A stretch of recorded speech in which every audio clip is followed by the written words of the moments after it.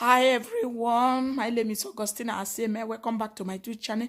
If you are subscribed to my YouTube channel, may God bless you. And those of you who never subscribe, please subscribe and click the notification bell. Anytime I upload, you'll be notified.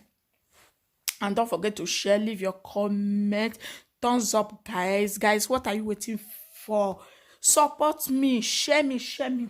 What I carry come to say.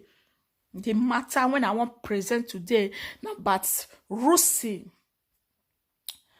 Those of you who don't know Rosy na Tonto Dike friend. When they accuse say he have affair with his ex-husband, Rosy can't come out. He can't talk say he no have anything with Tonto Dike ex-husband. Say Tonto Dike ex-husband say na him brother. He no fit have affair with him brother is rotating. I go have affair with him brother. Those of you who don't know Rosy brother, so the one when Tonto Dike call 2 seconds man, and it can be say Rosy can value the 2 seconds. He can value he can honor the 2 seconds. You not use the 2 seconds play. But before he thought say na brother now. He can marry him brother. They can deal. As they did now, he can finally give birth to a bouncing baby boy. Now Churchill can dey happy. Say he thank God as he come in life. Everywhere they okay. Nothing, no quarrel. They don't have issue again. Say as he know as 2 years ago. Say he no make mistake for his full life as he jam Rosy. Say Rosy na blessing to ram. He never see that kind get before. I say, wow. Okay, as he gave birth now, see wetin Churchill can write. Churchill can write say, it's a moment of build and celebration to us as I announce the coming of King Churchill Junior. From my formative years, I have always had the royal tag of king. For my kids to be greater than the father ahead of the Mother's Day, I say a big congratulations to my lovely wife.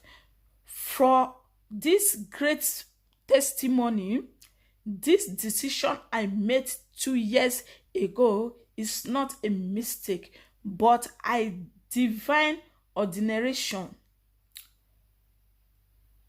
My little king, welcome to the world, a great addition to the family. You shall grow with the wisdom of God, divine protected, and following with the oil of grace, my son, King Churchill. My earnest prayer is that you will be a greater than your father and your best in all attainments.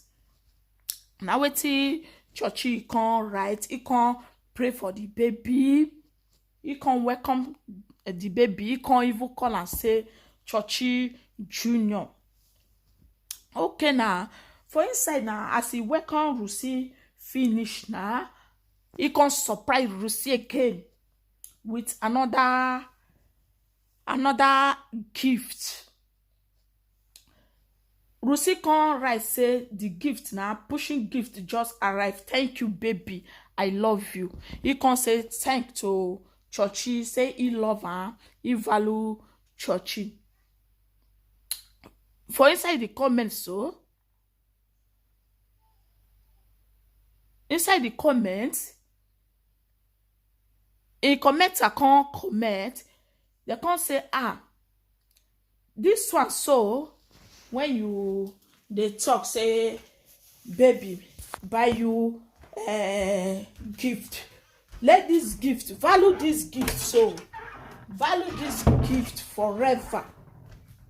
Not come at tomorrow say you will come dey talk say na you use your money take buy am, say no be you come buy you the gift again. They come dey talk say may you not let any social media hear am at last say na you buy the car.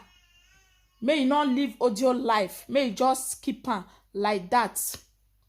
If you never watch the pushing baby, you never see am, may I put the pushing baby, mona for watch the pushing baby gift when a husband give her as he gave birth to a bouncy baby boy. A husband come surprise her. He surprise her. Not be small thing, oh. When I just watch her.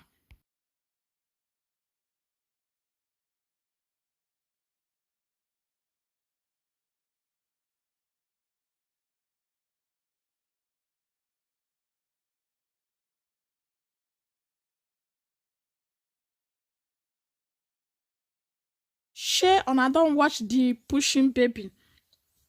I'm so much happy for her. It's not easy. Okay, guys, congratulations to you and your new bouncy baby. Congratulations to you. Thank you, guys. May I leave you guys for here.